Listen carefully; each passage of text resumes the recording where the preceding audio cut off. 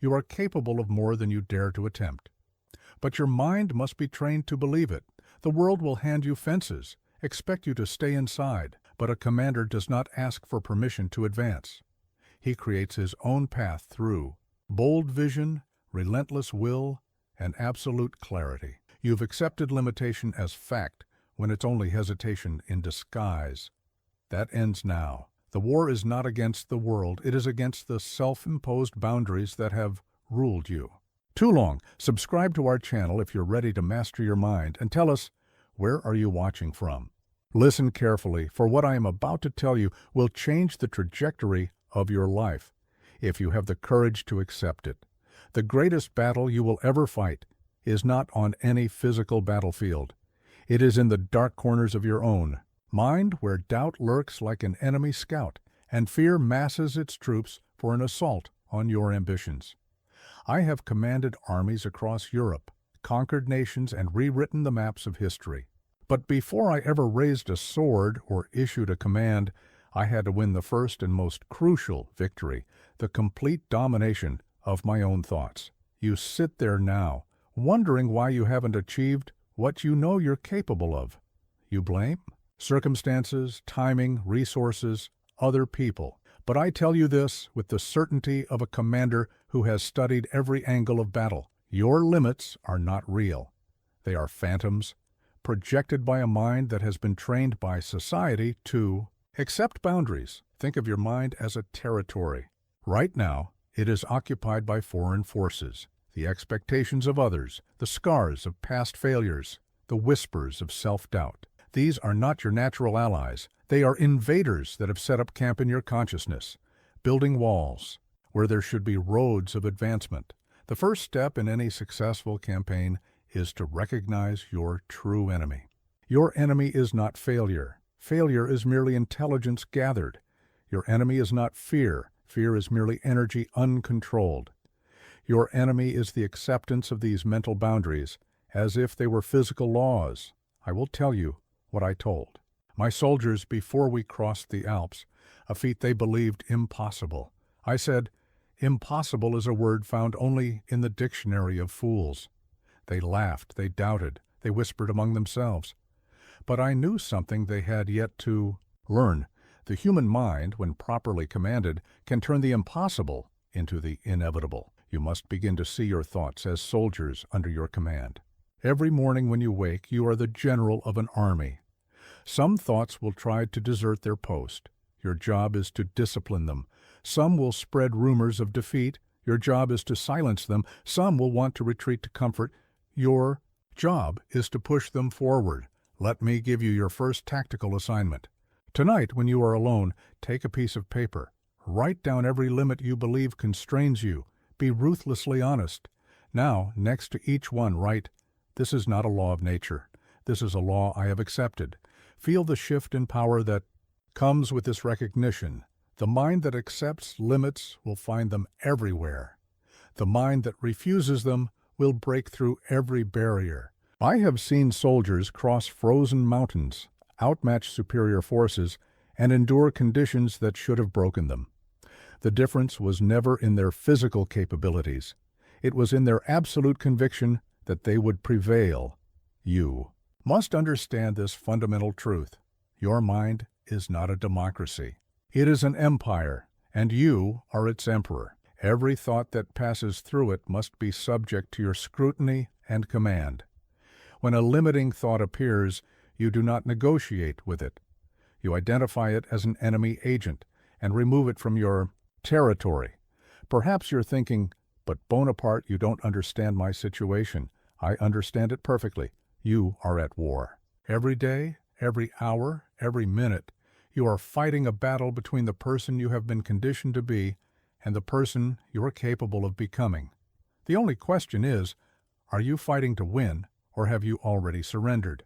The war begins now, not tomorrow, not when conditions are perfect, not when you feel ready, now. Your first order as commander of your mental territory is to root out the saboteurs of limitation. Challenge every thought that says, "I can't." Question every belief that sets a ceiling on your potential. Remember this, The size of your life will be directly proportional to the size of the battles you're willing to fight in your mind.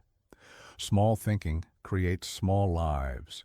Imperial thinking, thinking that breaks through every imagined boundary, creates lives of greatness. I have seen men of humble origins rise to command armies. I have watched common soldiers become generals through sheer force of will. What separated them from their peers? One thing only: they refused to accept the mental chains that bound others. They saw limitations not as walls, but as challenges to be conquered. In my campaigns, I would often send scouts ahead to survey the terrain. Consider me your scout in this battle for your mind. I have crossed this territory before you. I have mapped the enemies you will face: doubt, fear, hesitation, the comfort of mediocrity. They are formidable foes, but they can be defeated. They must be defeated. The choice is yours, Commander. Will you continue to live as a prisoner in a territory occupied by limits?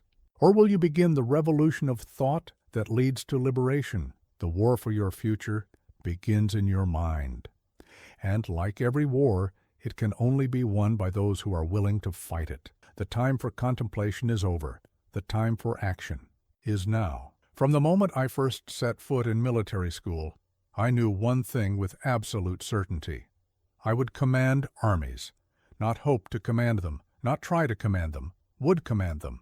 This is what I mean by ruthless vision, a goal so clear, so deeply etched into your consciousness that it becomes as real as the ground beneath your feet. Most people do not fail because they lack ability. They fail because their vision is weak.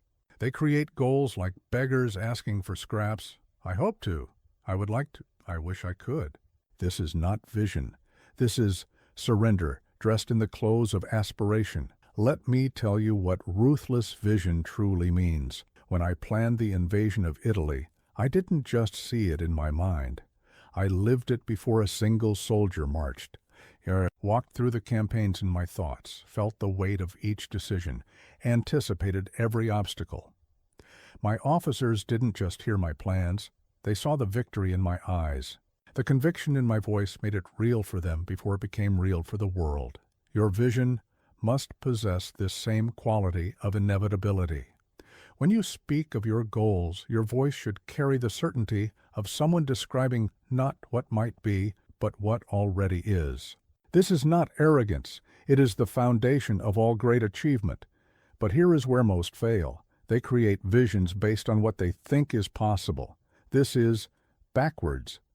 Your vision should not conform to what seems possible. What seems possible should be forced to conform to your vision. When I planned to cross the Alps in winter, a feat considered impossible, I did not ask if it could be done. I decided it would be done, and then I made reality bend to my will. Your vision must be so clear that it haunts you. It should be the first thought when you wake and the last thought before you sleep. It should irritate you, disturb you, make you restless. A comfortable vision is not big enough. If your vision doesn't frighten you at least a little, it's not worthy of you. Think of your vision as a battle plan. Every great military campaign begins with absolute clarity about the objective. There can be no ambiguity, no room for interpretation. I want to be successful is not a vision, it's a platitude. I will build an empire that spans continents. That is a vision. It's specific, it's measurable, and most importantly, it's audacious enough to demand your total commitment. Here is your next tactical assignment. Take your current goals and multiply them by 10. Why do you aim to influence 100 when you could influence 1,000? Why build a business in one city when you could dominate a nation? The resources required for small goals and large goals are often the same. The only difference is the size of your vision. Your vision must also be ruthless in its timeline. When I was told it would take months to prepare for a campaign, I demanded it be done in weeks. When they said weeks, I demanded days. Not because I was unreasonable, but because I understood that time is the ultimate battlefield. The longer you give yourself to achieve something, the more likely you are to be defeated by hesitation and doubt. Many will tell you to be realistic. These are the same people who live lives of quiet desperation, who have surrendered their dreams to the altar of mediocrity. Remember this: every great achievement in human history was unrealistic until it was done. The railroad was unrealistic. Flight was unrealistic. Landing on the moon was unrealistic. Realism is the enemy of greatness. Your vision must be ruthless in its persistence. When I was exiled to Elba, many thought my story was over, but my vision of glory was not dependent on my circumstances. Within months, I had escaped, raised an army, and reclaimed my empire. Your vision must have this same quality of indestructibility. Circumstances may force you to adjust your tactics, but your ultimate objective must remain immovable. Let others be contained by what they think is realistic. Let them set goals based on their current circumstances. You must learn to see beyond the present moment. When I looked at a map of Europe, I didn't see what was. I saw what could be. When you look at your life, don't focus on what is. Focus on what must be. This is the power of ruthless vision. It transforms you before it transforms your circumstances. The moment you commit to a vision that exceeds what others think possible, you begin to operate at a different level.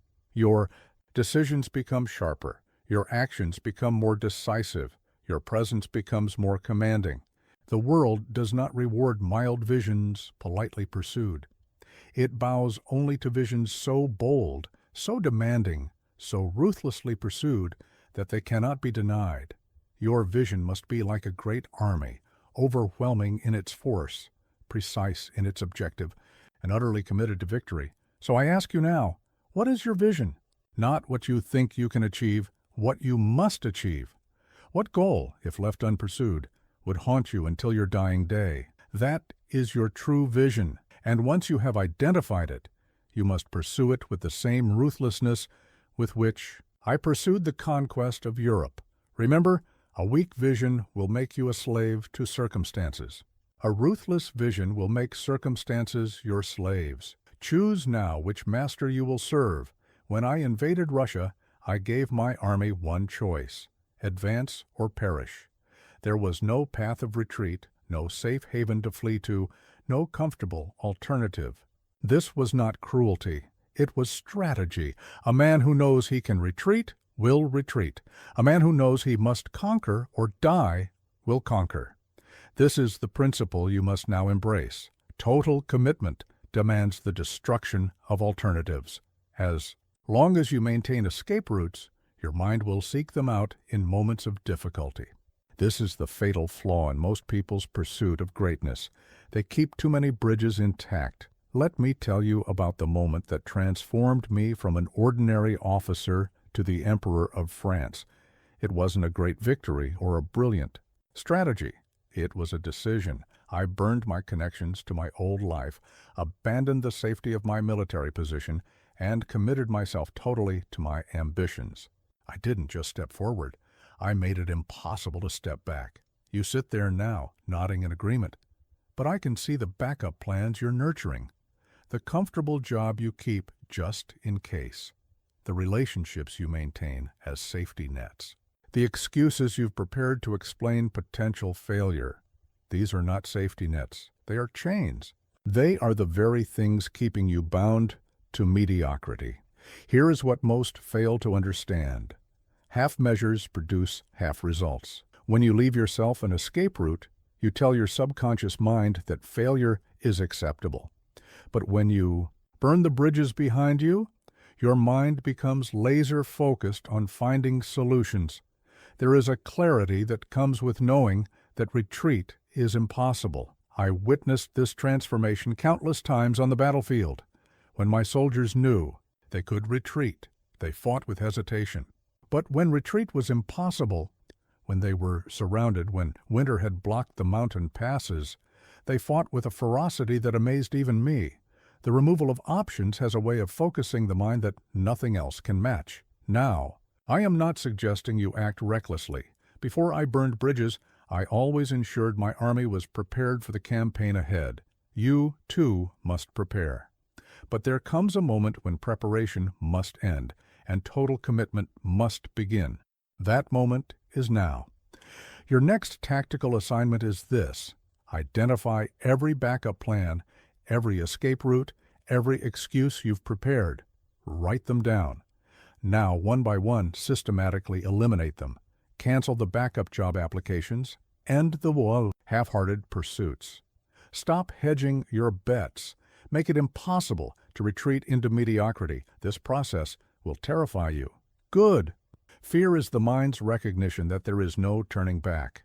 Embrace it. When I committed my forces to crossing the Alps, many of my generals were terrified. They spoke of the impossible conditions, the lack of supplies, the certainty of casualties. But once we began the crossing, once retreat became impossible, their fear transformed into determination. The same transformation awaits you. When you truly burn your bridges, when you make success the only possible outcome, you will discover resources within yourself that you never knew existed. Your mind, when deprived of alternatives, becomes a tool of incredible power. Most people live their lives like amateur generals, always keeping their forces in reserve, always maintaining their retreat routes, always hedging their bets. They call this wisdom. I call it surrender before the battle has even begun. The greatest victories in history were achieved by those who committed totally to their objective. Consider this: every hour you spend maintaining backup plans is an hour not spent advancing toward your primary goal. Every ounce of mental energy devoted to contemplating retreat is energy stolen from the pursuit of victory. This division of resources is often the difference between triumph and mediocrity. When I declared myself emperor, I didn't do it tentatively. I didn't maintain my old military commission just in case. I seized the crown with both hands and never looked back. This total commitment changed how others saw me, but more importantly, it changed how I saw myself. There was no longer any question of who I was or what I was meant to do. You must approach your own destiny with the same totality of commitment. If you want to be an entrepreneur, burn your corporate bridges. If you want to be an artist, destroy your backup plans. If you want to lead, eliminate the possibility of following. Make your declaration of intent so complete that the very thought of retreat becomes impossible. Remember this: the world's respect is not given to those who maintain their backup plans. It is given to those who commit so totally to their vision that failure becomes an impossibility. When you burn the bridges behind you, you send a message not just to the world, but to yourself. This is not an attempt. This is not an experiment. This is my destiny, and I will either achieve it or die trying. So stand now at the bridge of your old life. Look ahead to the empire you intend to build. The torch is in your hand. Will you keep your retreat route intact, like so many others who live lives of quiet regret? Or will you burn the bridge and commit yourself to victory with the same totality that turned a Corsican artillery officer into the Emperor of Europe? The choice is yours, but remember, greatness awaits only on the other side of total commitment. In my years of command, I learned one truth that separated great leaders from mere officers. Discipline is not maintained through occasional orders. It is built through relentless training. Your mind, like an army, must be drilled until obedience becomes instinct. Until now, you have been a weak commander of your own thoughts, allowing them to run wild like untrained recruits. Let me tell you how I transformed peasant boys into the finest soldiers in Europe. I didn't begin with complex battle strategies or advanced warfare. I began with the simplest of commands: stand, march, hold the line, hour after hour, day after day, until these actions became as natural as breathing. This is how you must now train your mind. Your thoughts are like soldiers. Each one must be trained to respond instantly to your command. When I say trained, I don't mean encouraged or persuaded. I mean disciplined through repetition until defiance becomes impossible. Most people try to negotiate with their thoughts, pleading with them like a weak parent, bargaining with a spoiled child. This is not leadership, it is surrender. Here is your first lesson in mental command. Every morning when you wake, Give yourself a direct order. It might be as simple as rise immediately, or as demanding as work for 3 hours without distraction. The specific order matters less than your absolute expectation of obedience. When the mind attempts to negotiate, and it will, you must respond with the authority of a field marshal. But understand this: a single morning of discipline means nothing. I didn't create the Grande Armée through occasional drills. I forged it through constant, unrelenting training. Your mind requires the same relentless conditioning. Every thought, every impulse, every moment of weakness must be subject to your command. Let me share a tactical approach I used with my officers. When facing a difficult campaign, I would gather them and issue specific time-bound orders. You will take that position by sunrise, not try to take it, not do your best, will take it. I now give you the same directive. You will maintain absolute focus for the next hour. You will complete this task without checking your phone. You will rise at the appointed time without negotiation. Your mind will resist this new authority. Like a soldier accustomed to lax discipline, it will test your resolve. It will generate excuses, distractions, and complaints. This is the moment that separates commanders from pretenders. When I trained my armies, the first weeks were always met with resistance, but I never wavered, never compromised, never accepted anything less than total obedience. Here is your next tactical assignment. Choose 3 commands you will issue to your mind daily. Write them down with the same precision I used in military orders. Not, I'll try to focus more, but I will maintain complete focus from 6 a.m. to 9 a.m. Not, I'll eat better, but I will consume no sugar for 30 days. The specificity of the command is crucial. A vague order creates space for disobedience. This is where most fail. They attempt to command their minds through willpower alone. This is like trying to control an army through inspiration without drilling. Well, willpower is a finite resource. Discipline, once installed, is permanent. When my soldiers charged into battle, they didn't need to be convinced or inspired. Their training had made proper action automatic. You must install this same automaticity in your mental responses. When fear appears, it should be met with immediate action. When doubt emerges, it should be countered with trained certainty.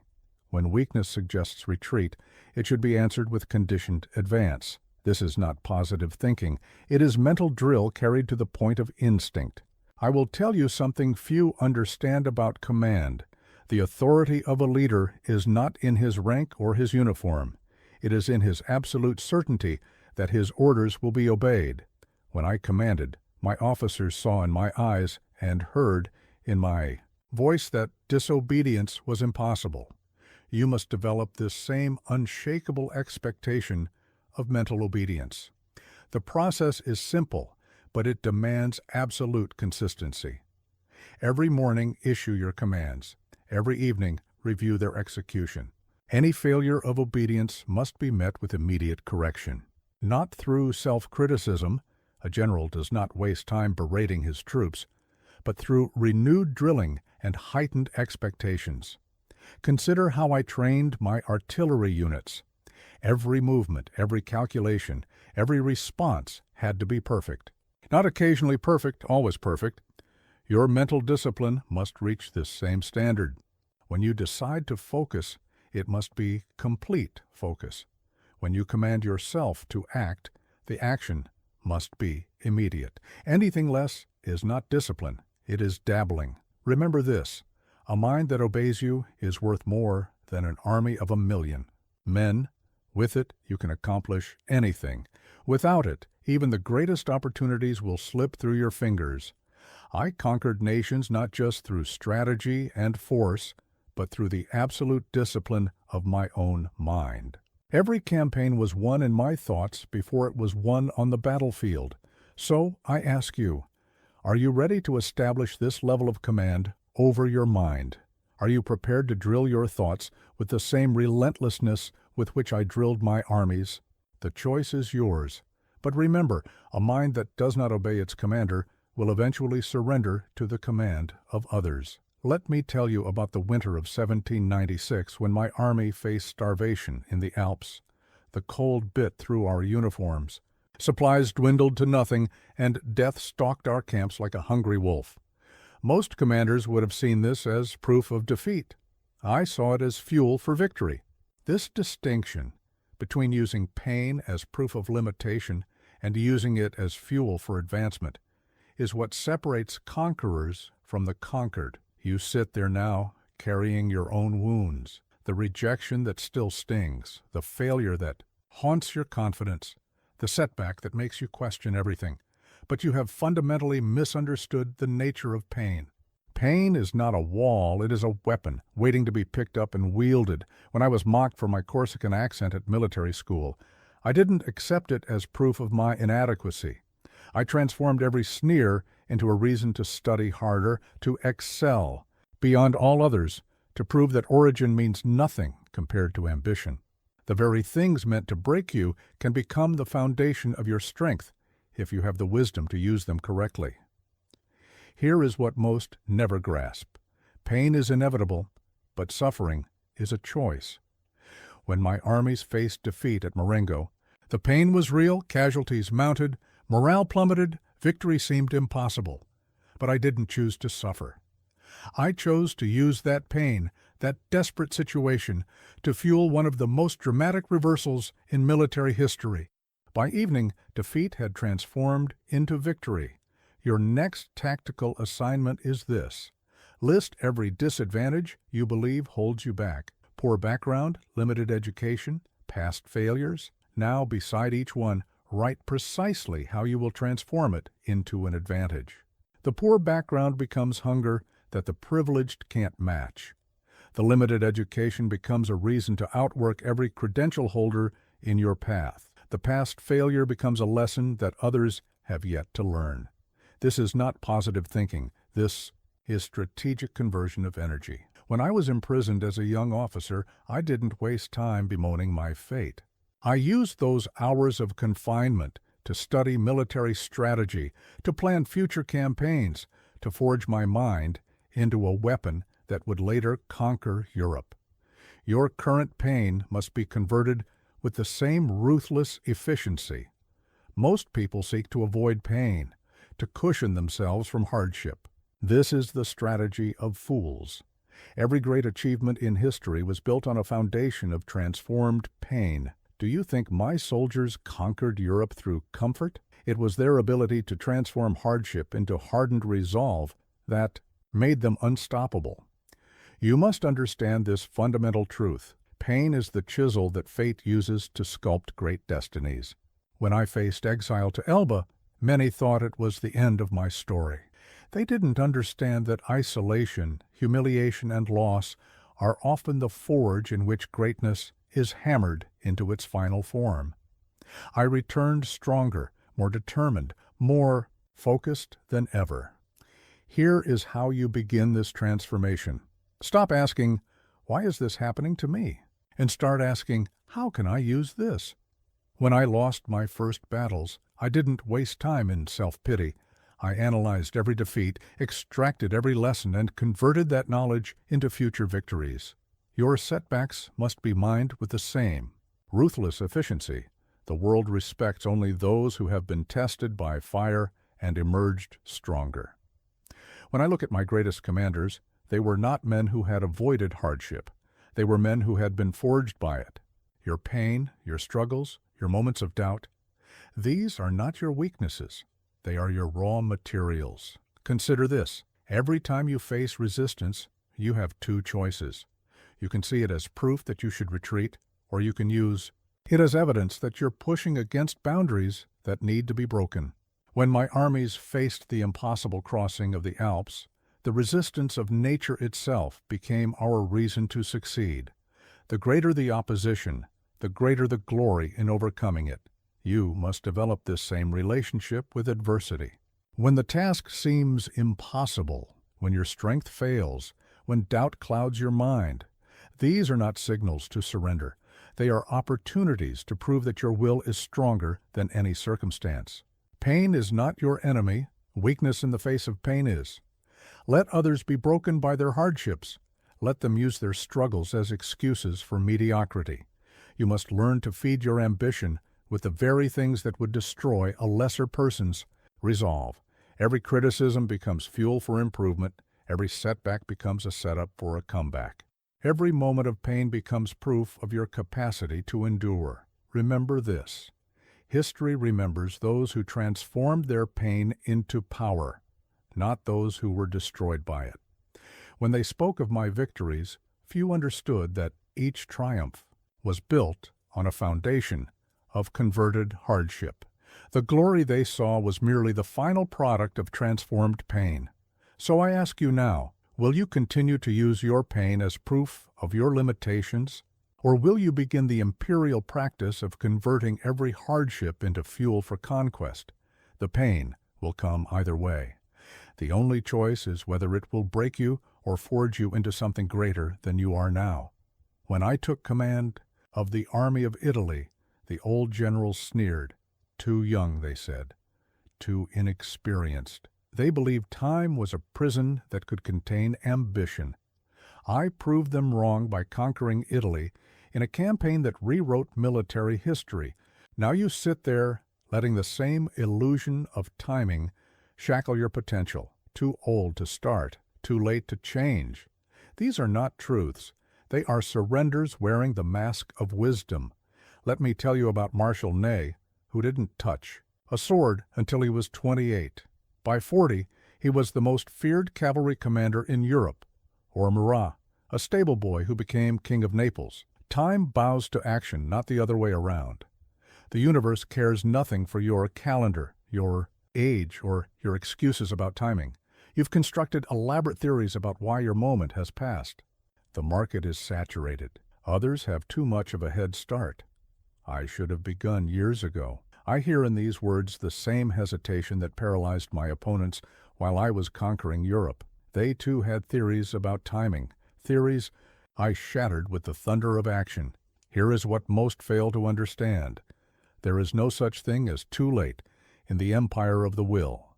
When I returned from Elba, everyone said it was too late to reclaim power.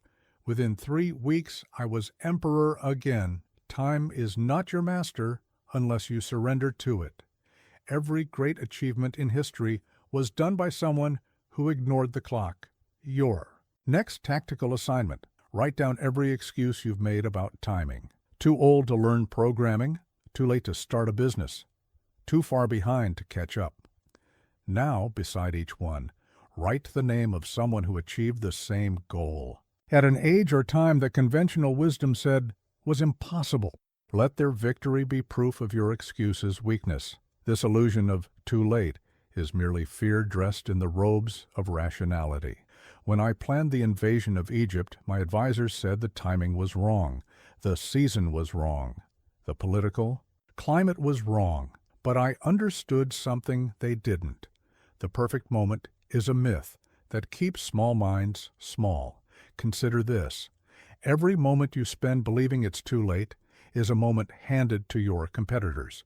While you hesitate, convinced that time is against you, others are advancing. When I struck at Austerlitz, my enemies thought I would wait for better conditions. Their belief in proper timing became their undoing. You must understand this fundamental truth. Time is not a series of doors that close behind you. It is a continuous field of battle, where victory belongs to those bold enough to seize it. When I took power in France, many said the time for monarchies was over. I crowned myself emperor. Anyway, the right time is when you decide to move. Here is how you shatter this illusion. Start before you're ready. Move before conditions are perfect. Attack before your preparations are complete. When I crossed the Alps in winter, everyone said it was the wrong season. But I knew that boldness creates its own timing. The world adjusts its clock to accommodate the actions of the ambitious. Most people treat time like a tyrant whose commands cannot be questioned. They wait for permission from the calendar to pursue their dreams. This is the behavior of slaves, not emperors. When I wanted to reform French law, they said it would take decades.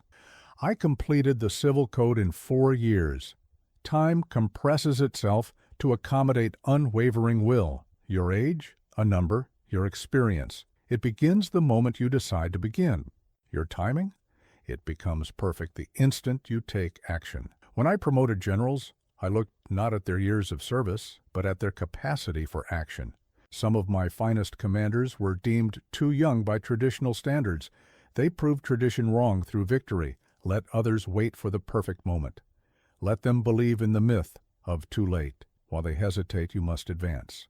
When they say the time isn't right, make it right through sheer force of will. When they point to the calendar as proof of impossibility, show them that history is written by those who ignore such artificial limitations. Remember this: every empire in history was built by someone who was told it wasn't their time. Every innovation came from someone who was too late to enter the field. Every revolution was led by someone who didn't wait for permission from the clock. The only timing that matters is the timing you create through action. When I was told it would take years to reorganize the French army, I did it in months. When they said a new system of education would take a generation to implement, I created the lycée system in 2 years. Time is not your master. It is raw material waiting to be shaped by your will. So I ask you, will you continue to bow before the illusion of too late? Or will you rise now, in this moment, and begin your conquest? Time does not determine destiny. Action does. And action recognizes no calendar but the one written in the iron of will. In every campaign I commanded, victory was determined before the sun rose. While others slept, I studied maps, wrote orders, and planned movements. By the time my enemies were waking, I had already seized the advantage. This is your first lesson in temporal warfare. Each day is a territory to be conquered, and like any territory, it will either be dominated or lost. Most people do not lose their lives in grand moments of defeat. They lose them in small surrenders each morning. The extra hour of sleep, the delayed start, the reactive posture that puts them at the mercy of every interruption. These are not merely bad habits, they are defeats on the battlefield of time. Let me tell you how I commanded time during the Egyptian campaign. Every hour was accounted for. Every segment of the day had its purpose. When others wilted in the desert heat, I maintained the same ruthless schedule. The climate adapted to my will, not the reverse. This is how you must approach each day, not as a victim of circumstances, but as a commander of hours. Your morning routine must be executed with military precision. When I ran my campaigns, every soldier knew exactly what was expected at dawn. There was no debate, no negotiation, no moment of weakness allowed. You must establish the same iron discipline with your own dawn. The first hour of your day should feel like an army moving into battle formation, precise, purposeful, unstoppable.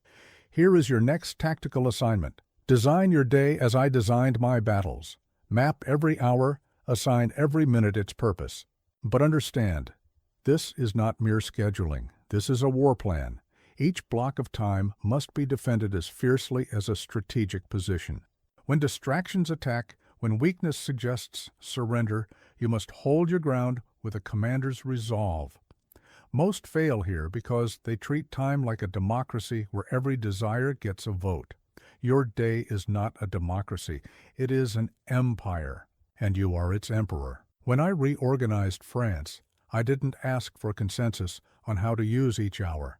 I commanded time with absolute authority. You must develop the same iron grip on your hours. Consider how I used time during the Austerlitz campaign. Every moment of delay by my enemies was transformed into an advantage. While they waited, I acted. While they deliberated, I decided. While they prepared, I won. This is how you must operate within the territory of your day. Hesitation is not merely lost time. It is territory surrendered to the enemy of mediocrity. You must understand this fundamental truth. Time is not neutral. Every minute either serves your empire or serves your enemies.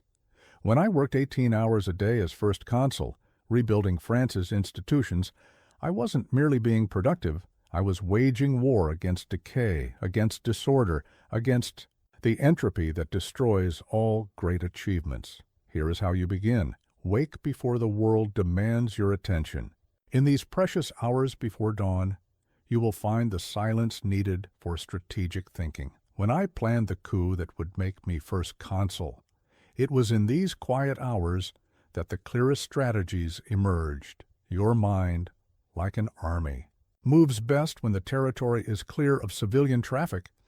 The afternoon is where most battles are lost.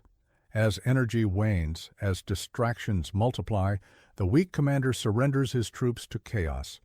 This is precisely when you must exercise your strongest control. When I fought at Jena, it was the discipline maintained during the exhausted afternoon hours that enabled our final victory. Your day must be commanded with the same relentless attention. Time management? No. This weak phrase belongs to bureaucrats. And clerks, you must practice time domination. When I consolidated power in France, every hour was bent to my will. Meetings that others would stretch to days, I concluded in hours. Reforms that would normally take years, I executed in months. This is the power of treating time as territory to be conquered. Let others be victims of their schedules. Let them complain about meetings, interruptions, and overwhelm. These are the excuses of those who have surrendered the battlefield of their days. When my officers complained about impossible deadlines, I reminded them that time, like any other resource, submits to those who command it most ruthlessly. Remember this: a day properly commanded is worth more than a month left to chance. When I governed France, I accomplished more in a few properly commanded hours than entire committees could achieve in weeks of meandering effort.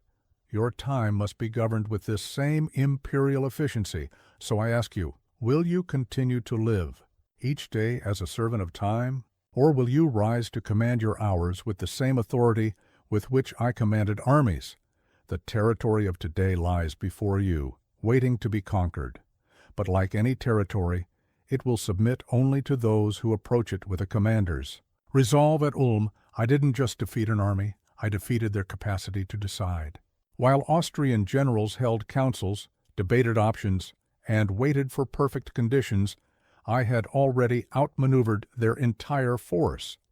This is the power of decisive action. The world belongs not to those who think longest, but to those who move first with intelligent speed. You sit there now, your mind a battlefield of endless deliberation. Should you start the business? Should you make the offer? Should you take the risk? While you wage these internal wars of indecision, others are already in motion, seizing the very opportunities you're still contemplating. This must end today. Let me tell you about the coup that made me first consul. Many advised waiting, gathering more support, ensuring every detail was perfect. Had I listened, I would have lost everything. Instead, I acted with decisive speed, and France was mine in a matter of days. History is shaped by those who understand that imperfect action trumps perfect planning every time. Here is what most never grasp. Action has a genius all its own. When I launched my Italian campaign, I didn't have every detail worked out. What I had was momentum, the irresistible force of continuous, decisive movement. While my enemies waited for certainty, I created it through action. Your next tactical assignment: list every decision you've been postponing, every opportunity you've been analyzing, every action you've been preparing to take. Now, beside each one, write a deadline measured in hours, not days or weeks. Decisiveness is not a quality to be developed gradually. It is a habit to be installed immediately. Most people treat decisions like sieges, trying to starve them of risk through endless preparation. This is the strategy of fools. When I took Egypt, I didn't have complete intelligence about the territory. What I had was the advantage of movement while others stood still. Your opportunities must be seized with the same aggressive speed. Consider this: every moment of indecision is a moment of defeat.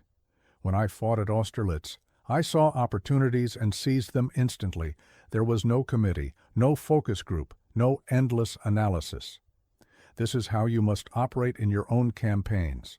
The moment between seeing an opportunity and acting on it should be as short as possible. You must understand this fundamental truth. Perfection is the enemy of empire. When I reformed French law, I didn't wait for every article to be perfect. I moved forward with what was ready, knowing that action would reveal what needed to be refined. Your own projects must be approached with this same bias toward movement. Here is how you develop decisive speed. Start before you feel ready. Launch before everything is perfect. Attack before your preparations are complete.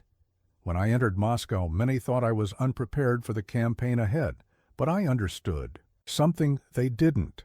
Waiting for perfect preparation is just another form of surrender. The world respects action, not intention.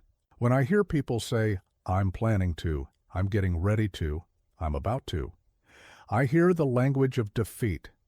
These are the phrases used by those who will watch others succeed while they eternally prepare. When I decided to crown myself emperor, I didn't announce my intention. I acted. Most people think decisiveness means making big decisions well. They're wrong. It means making decisions immediately and dealing with the consequences promptly. When I reorganized the French government, I didn't spend months pondering each decree. I issued orders rapidly and adjusted based on results. This is the rhythm of empire building, constant action followed by swift adjustment. Your ability to decide quickly must become legendary. When my officers brought me problems, they knew they would receive immediate, clear orders. Not "let me think about it," not "we'll see." They got decisive commands that could be acted upon instantly. Your own mind must develop this same reputation with itself. Let others polish their plans until they shine. Let them wait for conditions to be perfect. Let them seek consensus and comfort. While they do, you must be like my cavalry, always in motion, always pressing forward, always seeking the next point of advantage. The only perfect moment is now, and the only perfect action is the one you take. Remember this: history is not made by those who wait. Every empire, every fortune, every great achievement was built by someone who could have waited longer, but chose to act. When I look at my greatest victories, they were all seized in moments when others thought more waiting was needed. So I ask you, will you continue to polish your plans while others seize your opportunities? Or will you develop the habit of decisive action that marks all great achievers? The moment of action is now, not after more preparation, not after more analysis. Now. The world doesn't reward those who have the best plans. It rewards those who take the most intelligent action. When I conquered Europe, it wasn't because my plans were perfect. It was because I acted while others planned. Your own conquest begins the moment you stop planning and start moving. When my soldiers marched into battle, they didn't think about being brave. They were brave. It wasn't a choice they made each time. It was who they had become. This is the secret that separates temporary effort from permanent empire. Discipline must cease to be what you do and become who you are. Until now, you've treated discipline like a visitor. It must become your very essence. Let me tell you about the transformation of my Imperial Guard. They didn't excel because they tried harder than other units. They excelled because excellence was woven into the fabric of their identity. When other soldiers thought about whether to hold the line, my Guard held it because that's simply what the Guard did. This is the level of integration you must achieve with your own discipline. Most people approach discipline like a foreign language they must constantly translate in their minds. They think about being disciplined. They remind themselves to be disciplined. They force themselves to be disciplined. This is weakness. True discipline should be as natural as breathing, as automatic as your heartbeat. Here is what most never grasp. Identity drives behavior, not the reverse. When I transformed France's armies, I didn't just change what they did, I changed who they were. A soldier of France didn't have to think about maintaining standards. Those standards were part of his very definition of self. Your discipline must achieve this same level of integration. Your next tactical assignment. Write down every disciplined action you're trying to force yourself to do. Now, rewrite each one not as an action, but as an identity. Instead of, I need to work harder, write, I am a person who outworks everyone. Instead of, I should wake up early, write, I am someone who owns the dawn. Feel the difference between pushing yourself to do something and simply being someone who does it. Most fail here because they treat discipline like a set of chains they must wear. This is backwards. Discipline should be your crown, your mark of sovereignty. When I ruled France, my work ethic wasn't something I had to enforce. It was simply who I was. 18-hour days weren't a burden. They were the natural expression of my identity as emperor. Consider this. Every time you debate with yourself about maintaining discipline, you reveal that it's still external to you. Did Alexander debate whether to conquer? Did Caesar question whether to cross the Rubicon? No. Their actions flowed naturally from their identity. Your discipline must achieve this same level of inevitability. You must understand this fundamental truth. Character is destiny. When my marshals achieved great victories, it wasn't because they had found some secret strategy. It was because they had developed into the kind of men who achieved victory as naturally as others achieved mediocrity. Your discipline must be elevated to this same level of character. Here is how you begin this transformation. Stop trying to be disciplined and start becoming a disciplined person. When I reformed French society, I didn't ask people to follow new laws. I created new citizens who naturally lived by higher standards. Your transformation must be equally fundamental. The world sees through temporary effort. When I met with foreign diplomats, they didn't just observe what I did, they encountered who I was. Your discipline must achieve the same depth. It should radiate from you without conscious effort, like heat from a fire. Most people wear discipline like a costume. They can remove when it becomes uncomfortable. This is why they fail. When my armies marched through winter, through desert, through impossible terrain, their discipline wasn't a choice. It was their core identity. Stopping wasn't an option, because it would have meant betraying who they were, not just what they did. Your discipline must be elevated to the level of personal honor. When my officers faced challenges, they didn't have to think about maintaining standards. Their honor would not allow them to do otherwise. This is the level of integration you must achieve. Your discipline should be so deeply part of you that breaking it would feel like betraying yourself. Let others treat discipline like a tool they occasionally pick up. Let them talk about trying to be disciplined. While they struggle with what to do, you must operate from who you are. When I made decisions as emperor, I didn't try to act imperial. I simply expressed my nature. Remember this: the greatest power comes when there is no gap between what you do and who you are. Every empire in history was built by people who didn't have to think about maintaining standards.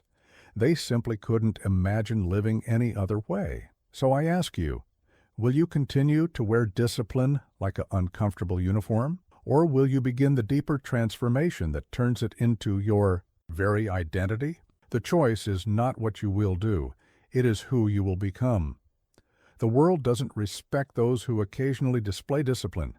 It bows to those who have become living embodiments of it. When I look at my greatest achievements, they came not from what I made myself do, but from who I had become.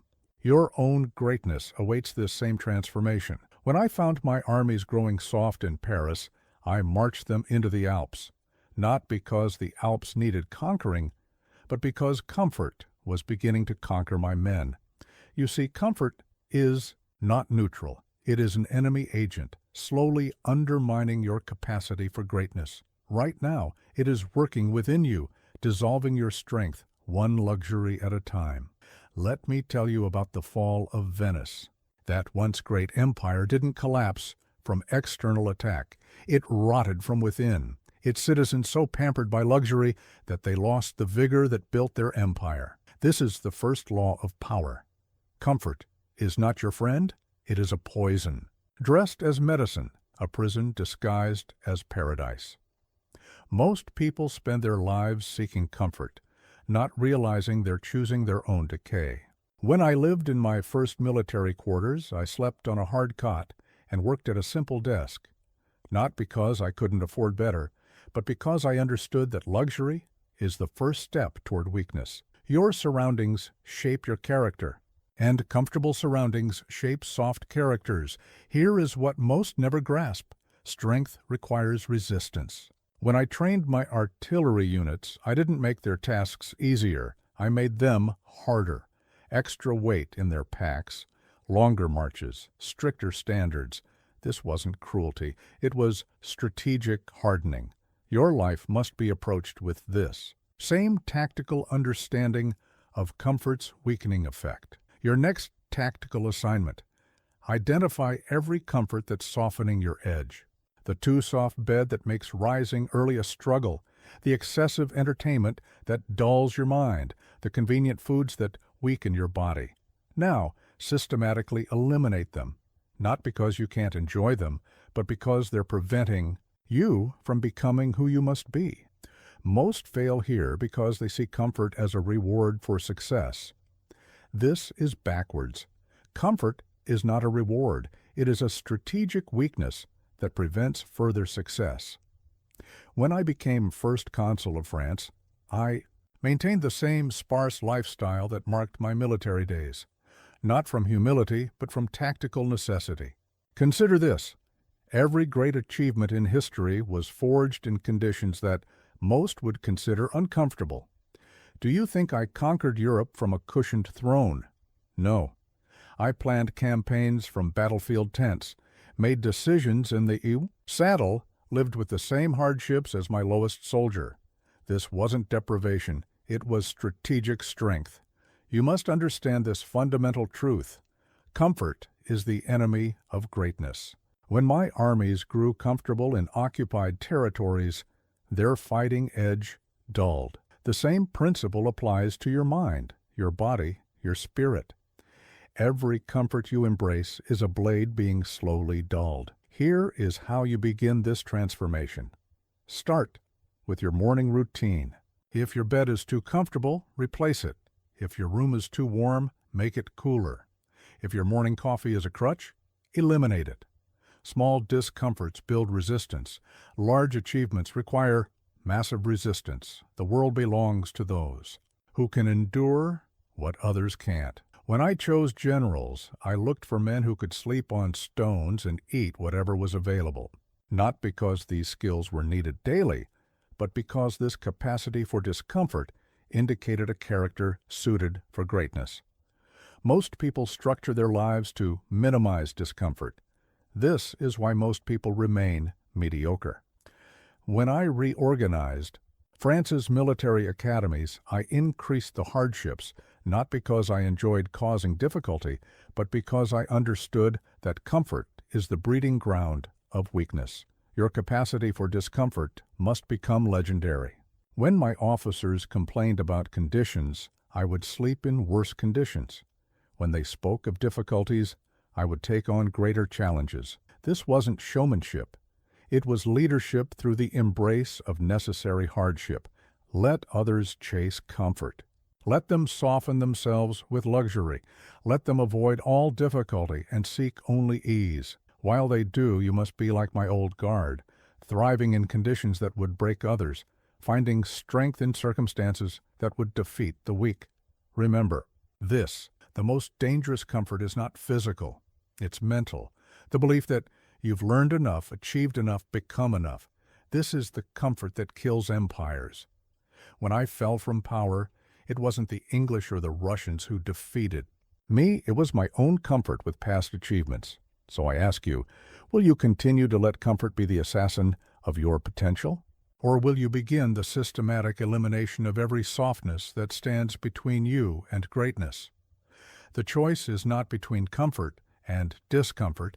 It is between the temporary pleasure of ease and the permanent satisfaction of strength. The world doesn't respect those who choose comfort. It bows to those who choose greatness instead. When I look at every significant achievement in history, it was accomplished by men and women who understood that comfort is the enemy of accomplishment. Your own greatness awaits on the other side of voluntary hardship. When I rebuilt the French army, I didn't focus on individual battles. I created a system of war. Every movement, every supply line, every chain of command was engineered to function with mechanical precision. This is how you must approach your daily routine, not as a series of tasks, but as a war machine built for a single purpose, the total domination of your objectives. Let me tell you about the Grande Armée's morning routine. Every soldier, from drummer boy to marshal, knew exactly what was expected, hour by hour, minute by minute. This wasn't micromanagement. It was the construction of an unstoppable force. When 300,000 men move as one, mountains fall. When your daily actions align with this same precision, obstacles become irrelevant. Most people treat their routines like suggestions, flexible guidelines to be followed when convenient. This is the thinking of amateurs. When I organized France's government, every department, every official, every process was structured with military precision. Your daily systems must be built with this same iron framework. Here is what most never grasp. Systems win wars, not individual heroics. When I defeated larger armies, it wasn't through superior courage or brilliant improvisation. It was through systems that could deliver overwhelming force to the decisive point. Your daily routine must achieve this same capacity for concentrated. Power your next tactical assignment. Map your current daily actions with the precision of a military campaign. Every hour must have its purpose, every action its strategic objective. Then analyze. Where are the weak points? Where does the system break down? Where are resources being wasted? Treat this analysis like a general reviewing battle plans. Your success depends on it. Most fail here because they try to power through each day with pure willpower. This is like trying to win a war through courage alone. When I transformed France's military, I didn't just inspire the troops, I created systems that made their success inevitable. Your routine must contain the same mechanical certainty. Consider this. Every great empire was built on systems, not intentions. When I standardized French law, I didn't leave justice to individual whims. I created the Napoleonic Code, a system that would outlast me. Your daily routine must be built with this same attention to systematic precision. You must understand this fundamental truth. A poor system executed perfectly will outperform a perfect plan executed poorly. When my armies moved across Europe, it wasn't their size that made them unstoppable. It was their systematic organization. Every soldier knew his role. Every unit knew its purpose. Every movement was part of a larger design. Here is how you build such a system. Start with your morning routine. It must be as automatic as a military drill. When my troops prepared for battle, there was no debate about procedures, no questioning of methods. Your morning actions must achieve the same mechanical certainty. The world respects systems, not sporadic effort. When foreign diplomats visited my court, they weren't just impressed by what they saw, they were overwhelmed by the precision of every procedure, the clockwork efficiency of every interaction. Your daily routine must command this same respect through its mechanical perfection. Most people's routines break down under pressure. This is because they build routines for ideal conditions.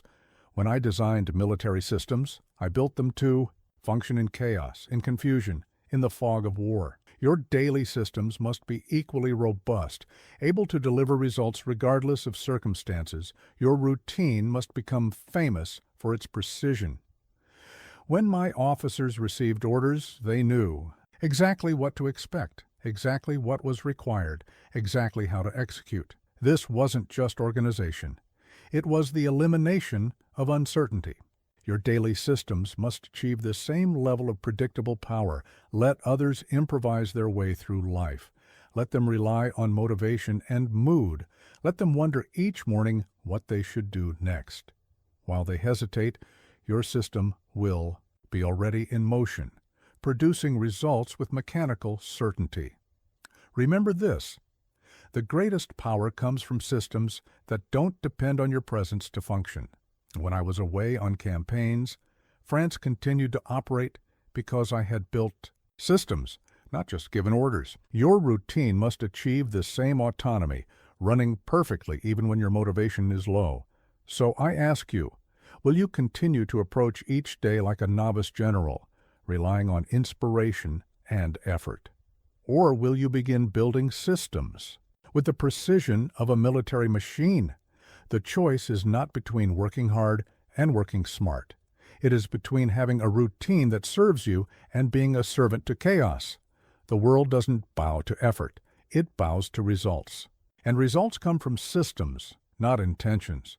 When I look at my greatest achievements, they all came from creating machines of success, unstoppable systems that produced victory as naturally as a mill produces flour. Your own greatness awaits.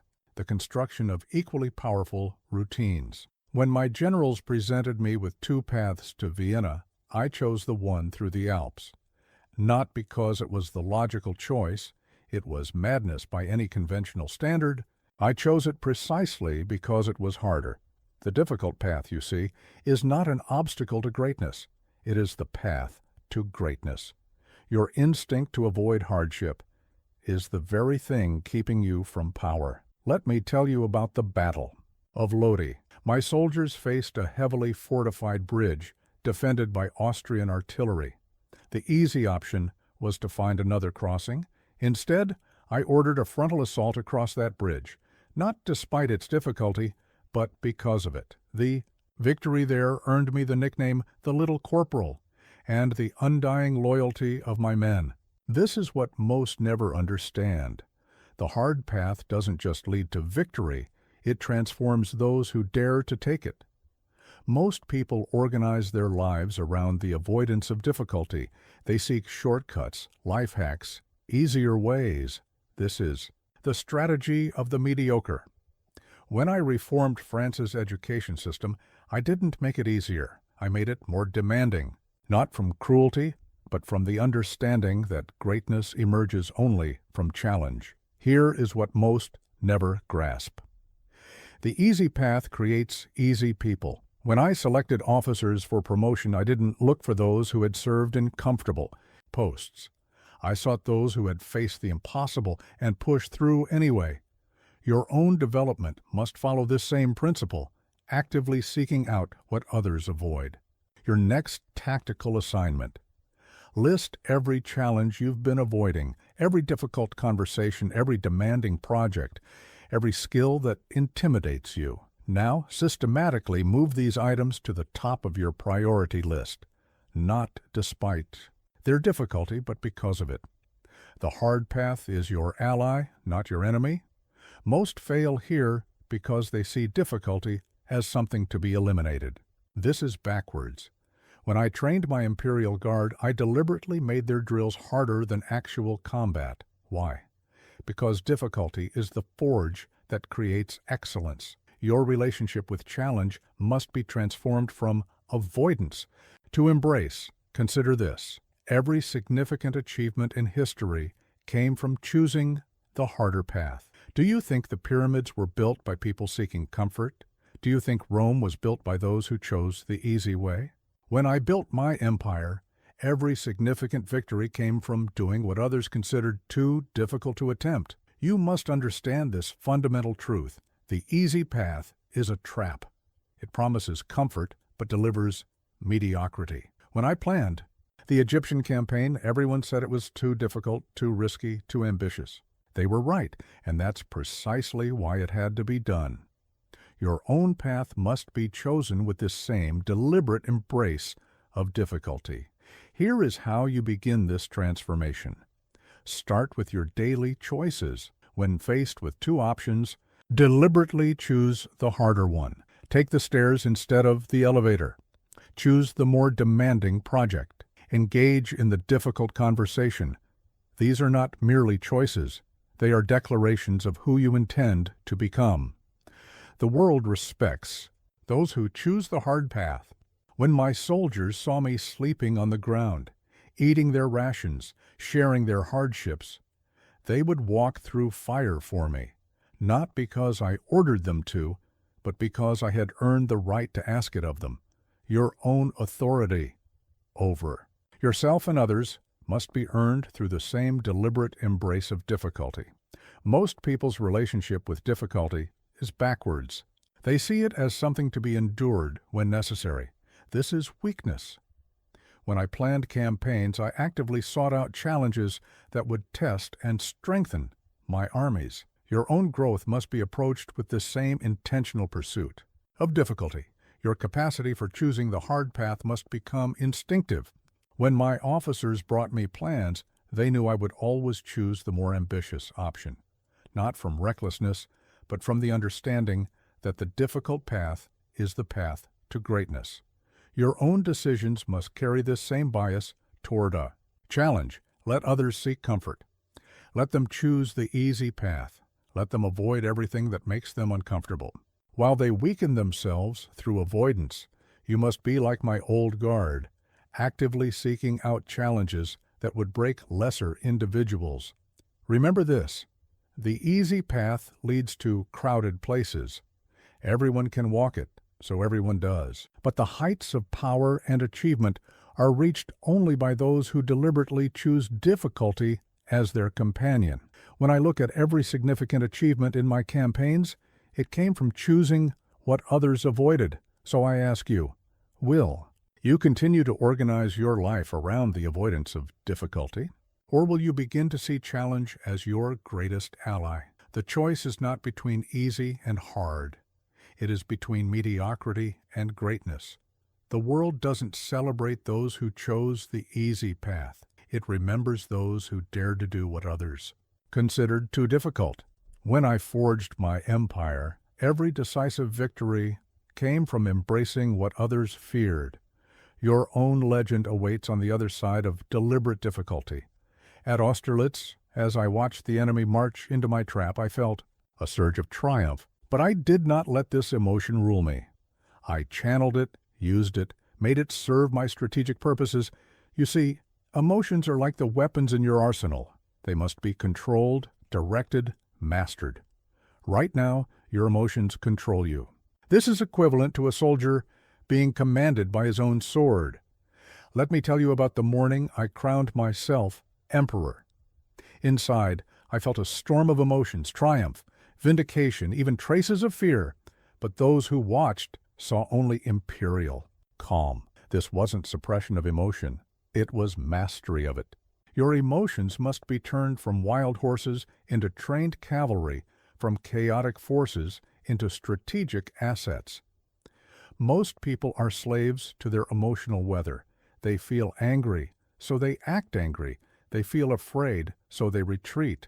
They feel confident, so they become reckless. This is the behavior of amateurs.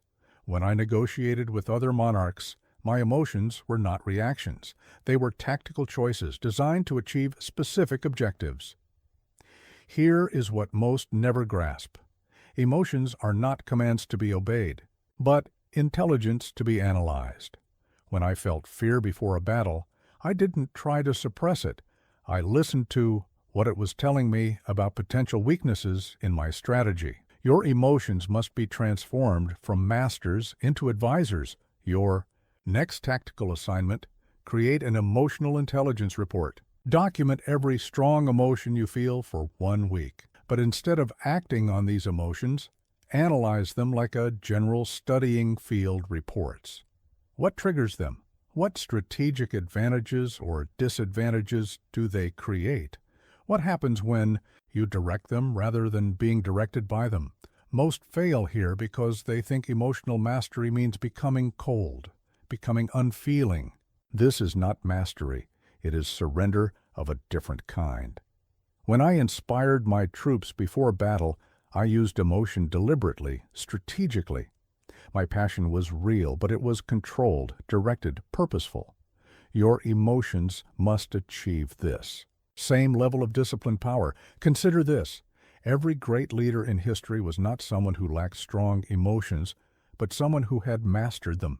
Do you think I felt no rage when I was imprisoned on Elba? Of course I did. But I transformed that rage into calculated action, into strategic planning, into eventual escape and return to power. You must understand this fundamental truth. An emotion mastered is more powerful than an emotion suppressed. When I faced betrayal, and I faced it often, I didn't suppress my anger. I transformed it into cold, precise calculation. Your own emotions must be similarly transformed from wild energy into directed power. Here is how you begin this transformation. Start with your strongest emotion right now. Don't try to eliminate it. That's impossible and unwise. Instead, treat it like a soldier who needs training. How can this emotion serve your objectives? How can it be transformed from a liability into an asset? The world respects those who command their emotions, not those commanded by them. When I met with Tsar Alexander at Tilsit, we were enemies turned temporary friends. Every emotion I displayed was chosen, calculated, designed to achieve specific diplomatic objectives. Your own emotional expressions must carry this same strategic purpose. Most people's relationship with emotion is purely reactive. Something happens. They feel something.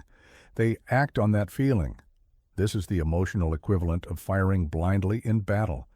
When I planned campaigns, every emotional response was considered, measured, and deployed with purpose. Your own emotional responses must achieve this same level of strategic intention. Your emotional mastery must become legendary.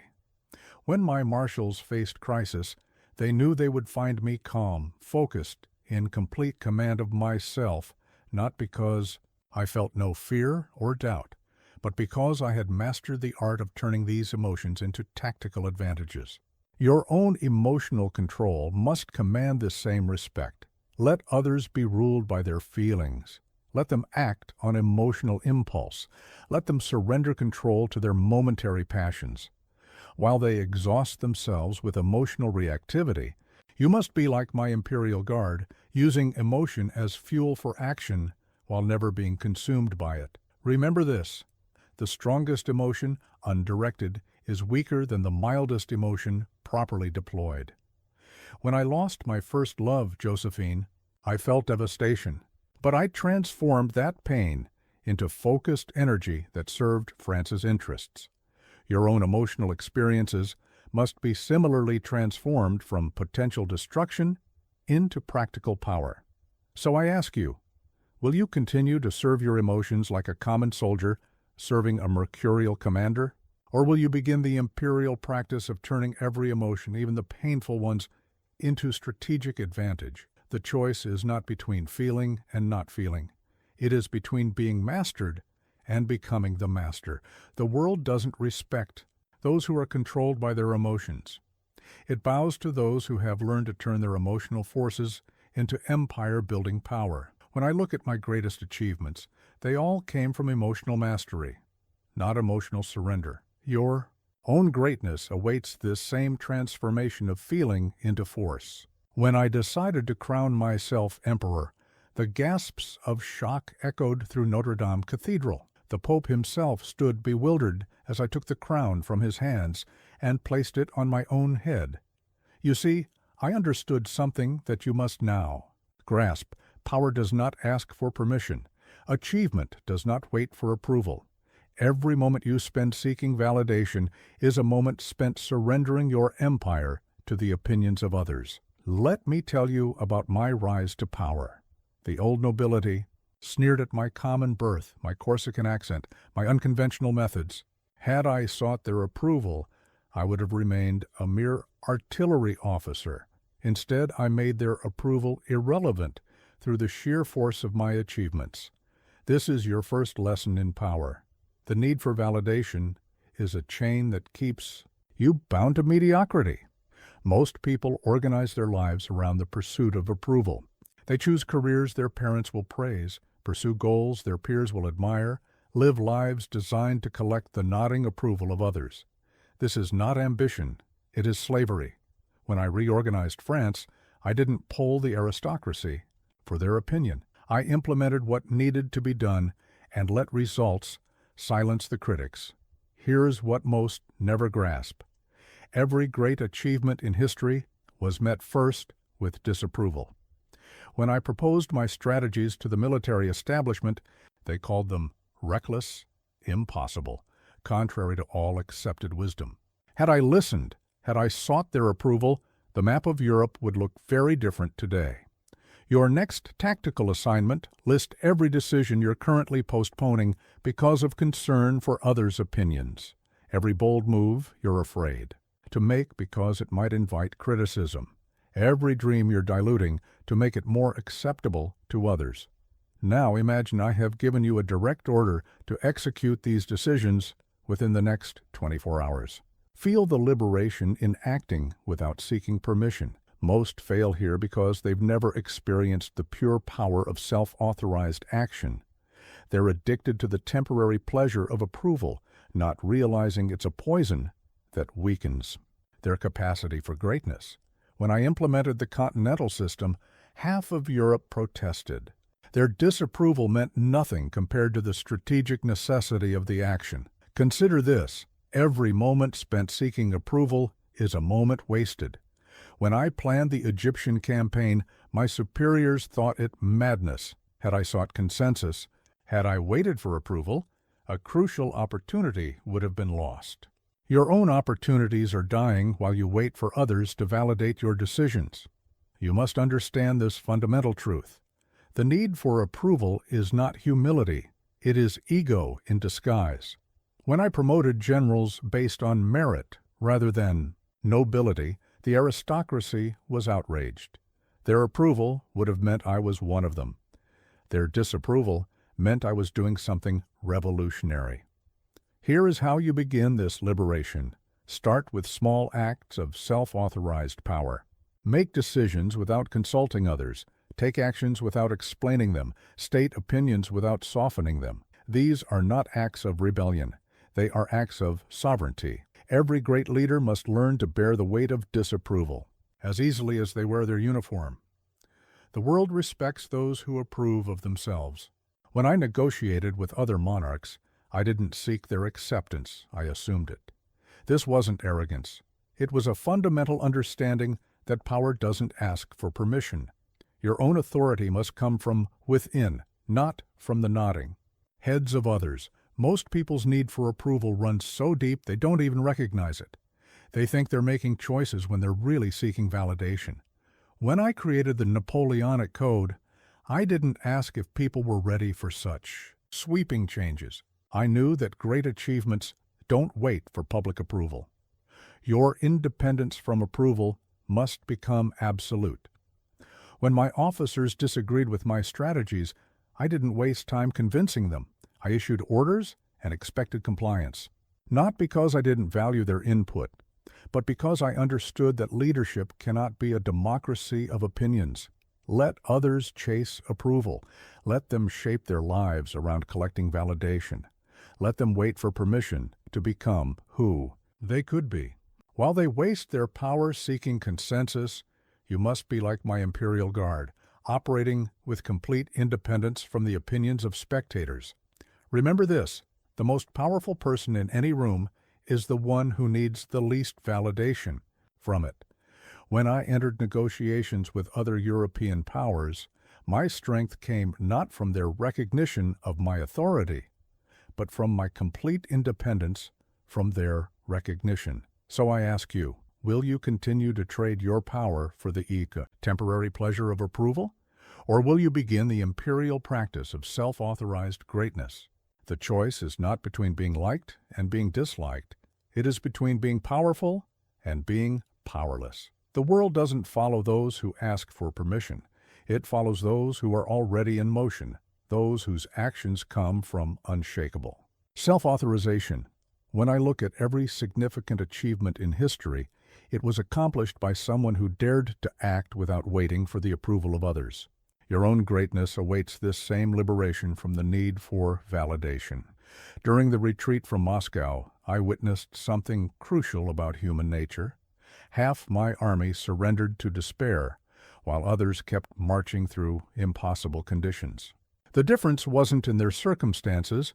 All faced the same brutal winter. The difference was in their minds. This is what you must understand.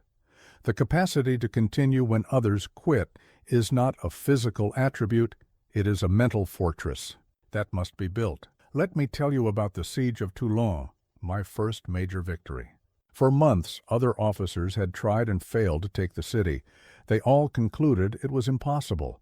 But while they quit, I kept studying the problem, kept analyzing new angles, kept pushing forward until I found the solution that brought victory. This is the first law of achievement. Most battles are won in the moments after others decide they're lost. Most people quit at the first sign that their expectations have been violated. The path is longer than they thought, the resistance stronger, the rewards more distant. This is why mediocrity is so common. It's available to anyone willing to quit when things become difficult. When I fought at Marengo, the battle appeared, lost by midday. Had I accepted this apparent defeat, my entire career would have ended there. Here's what most never grasp. Progress is not always visible from the ground level. When I was building my empire, there were long periods where nothing seemed to be improving, where every effort appeared wasted.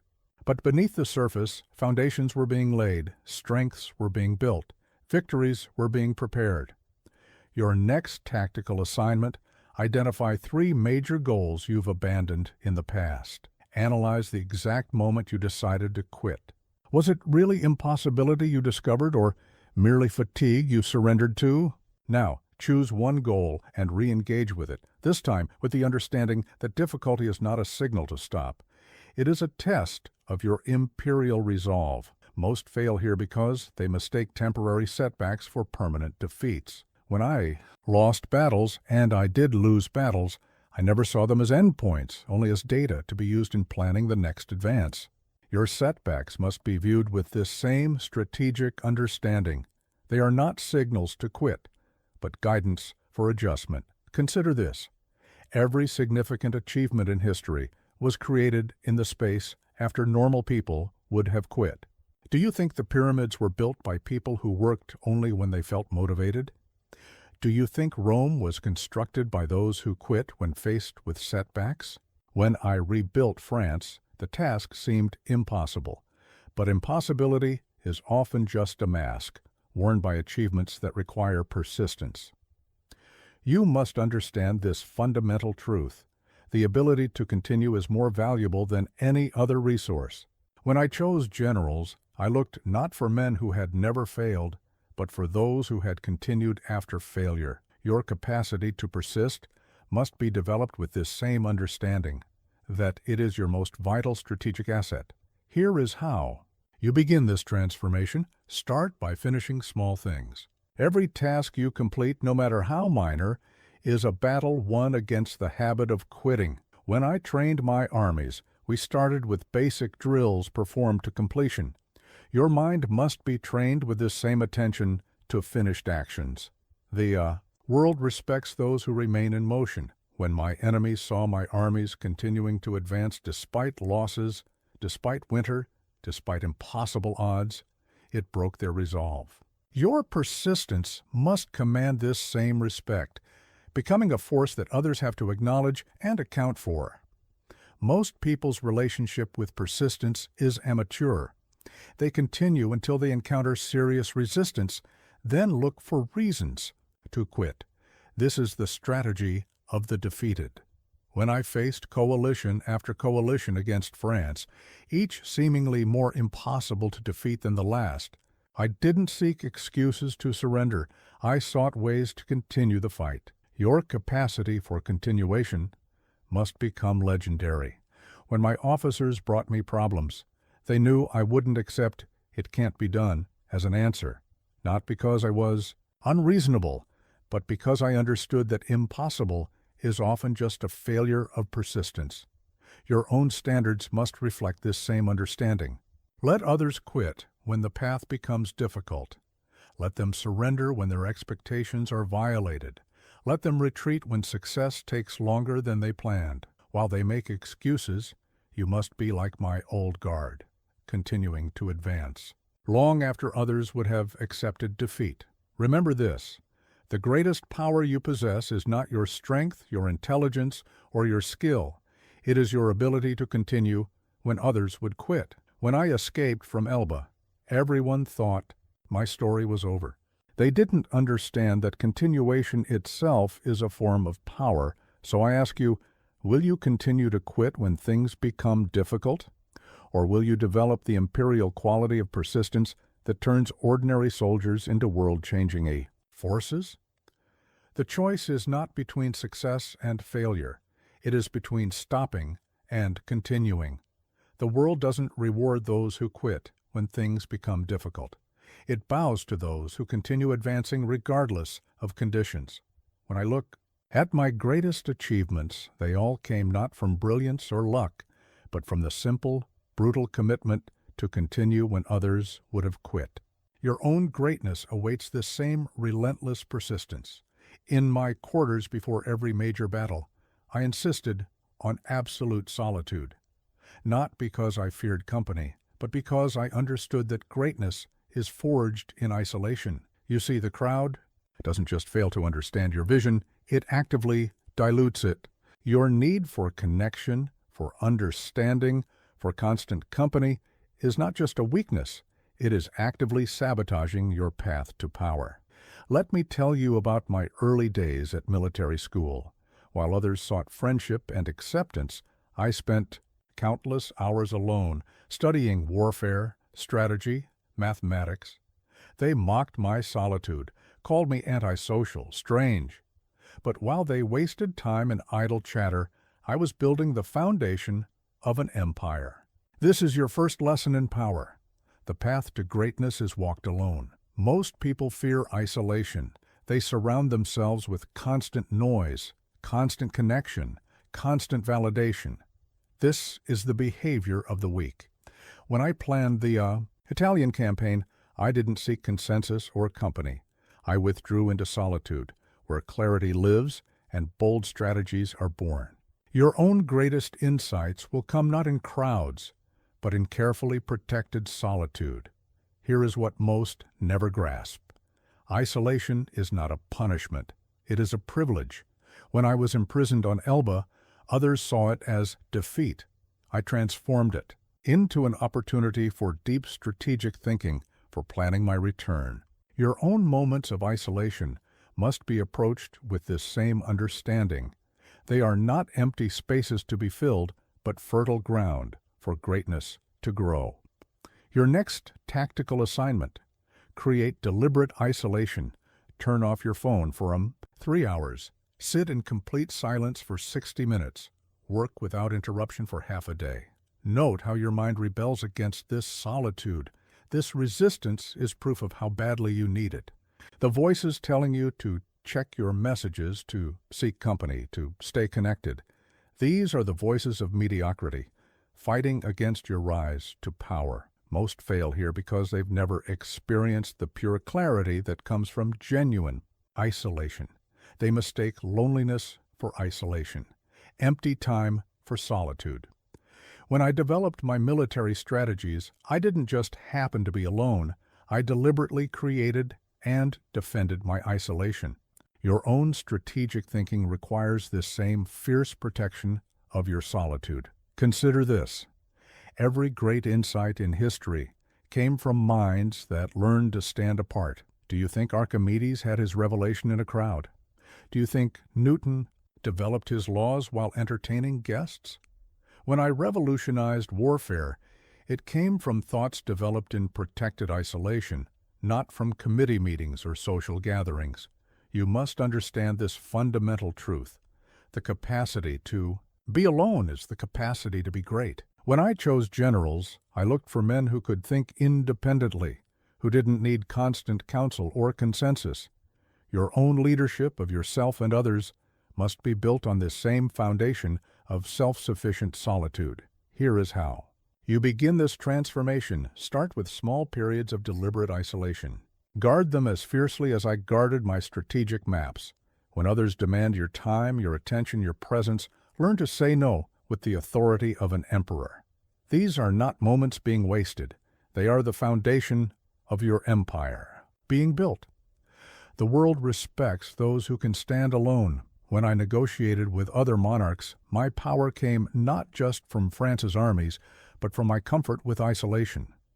They could sense I didn't need their approval or understanding. Your own authority must be built on this same capacity for sustained solitude. Most people's fear of isolation runs so deep they don't even recognize it. They think they're thinking independently while constantly seeking input, validation, connection.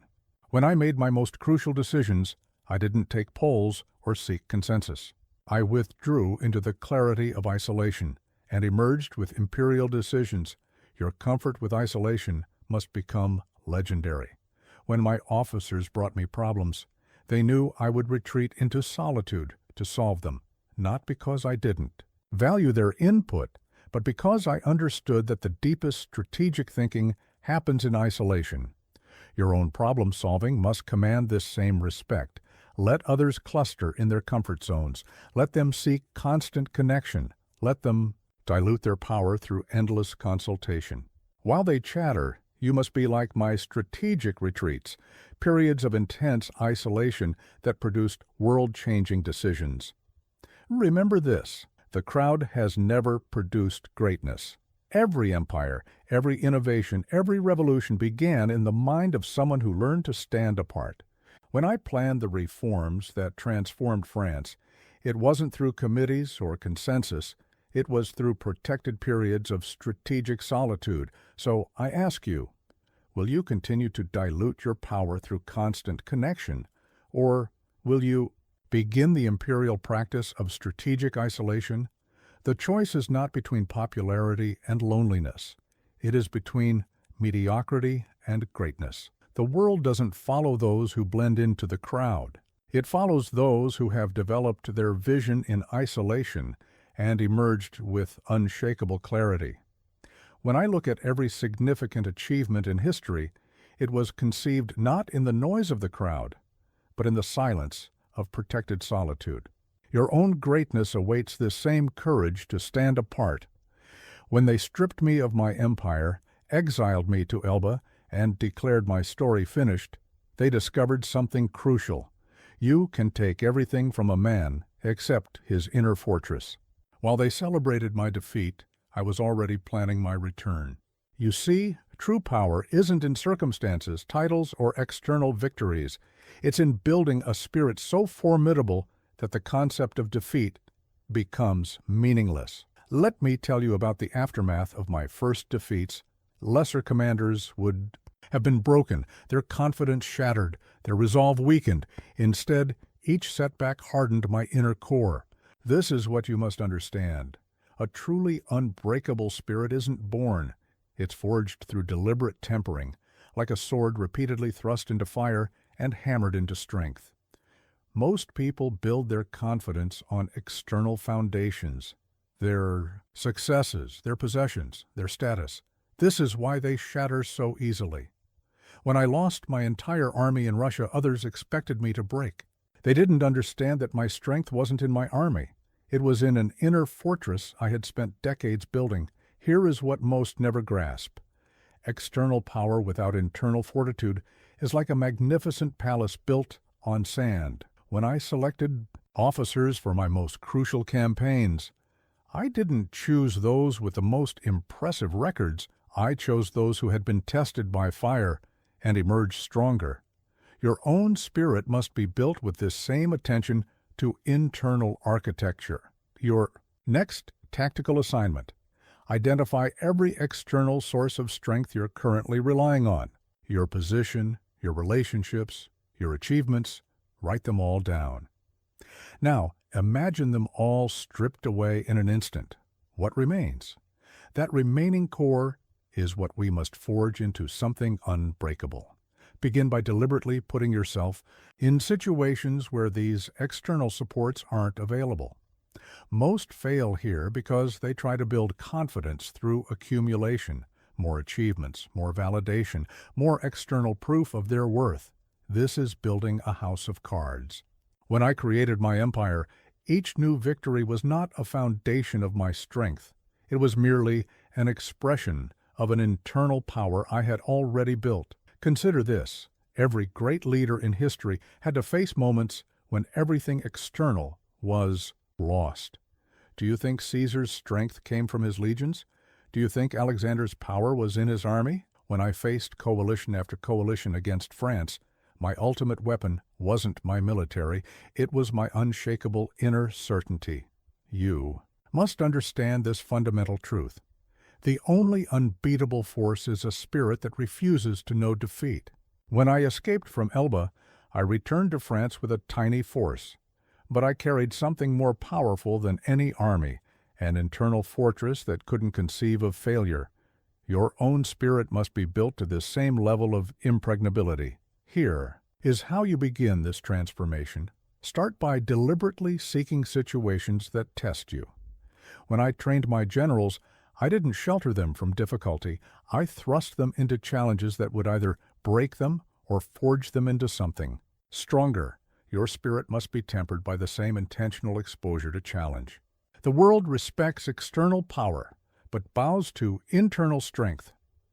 When I negotiated with other monarchs after defeating them, they didn't just fear France's armies, they encountered something more intimidating, a will that couldn't be subdued. Your own presence must command this same recognition of unbreakable resolve. Most people's concept of inner strength is weak. They think it's about positive thinking or temporary motivation. When I marched on Moscow, I didn't rely on motivation. I drew from a core of steel that had been forged through years of deliberate tempering. Your own spirit must be built with this same systematic reinforcement. Your internal fortress must become legendary. When my soldiers faced impossible conditions, they drew strength not just from my strategies, but from my unshakable presence.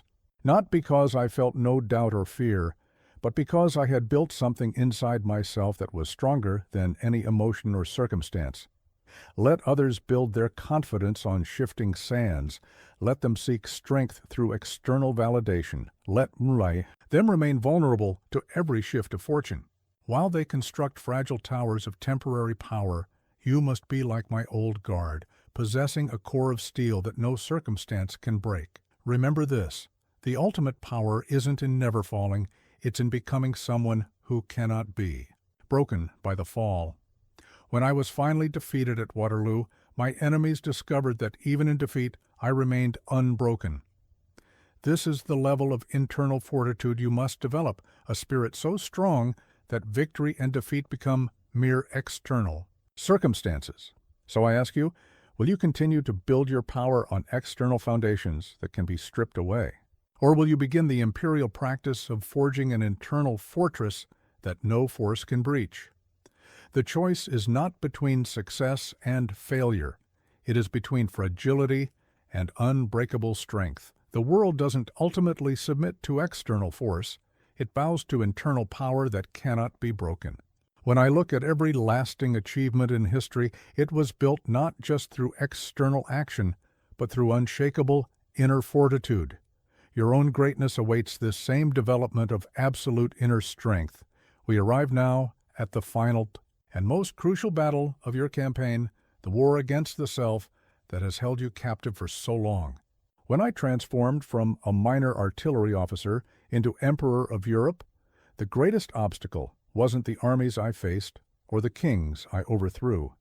It was the small version of myself I had to destroy. You see, your fiercest enemy has always been internal, the self that insists on remaining limited when greatness calls. Let me tell you about the moment I decided to crown myself emperor.